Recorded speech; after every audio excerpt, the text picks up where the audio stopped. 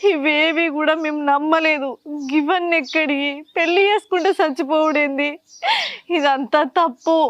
మేమిద్దరం కష్టమైన సుఖమైన పంచుకోవాలి, కలకాలం మంచిగా బతికుండాలనే ఆశతోనే మేము ప్రేమించుకున్నాం, పెళ్లి చేసుకున్నాం.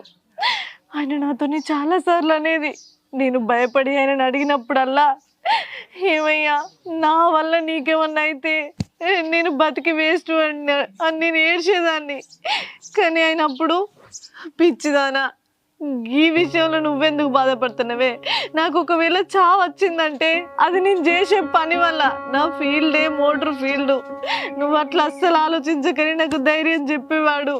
కానీ నిజంగా ఆ దేవుడు నాకున్న దోషం వల్లనే ఆయనకి మరణం సంభవిస్తే మనస్ఫూర్తిగా అదే సావు నాకు ఇవని ఆ దేవుణ్ణి కోరుకుంటున్నా.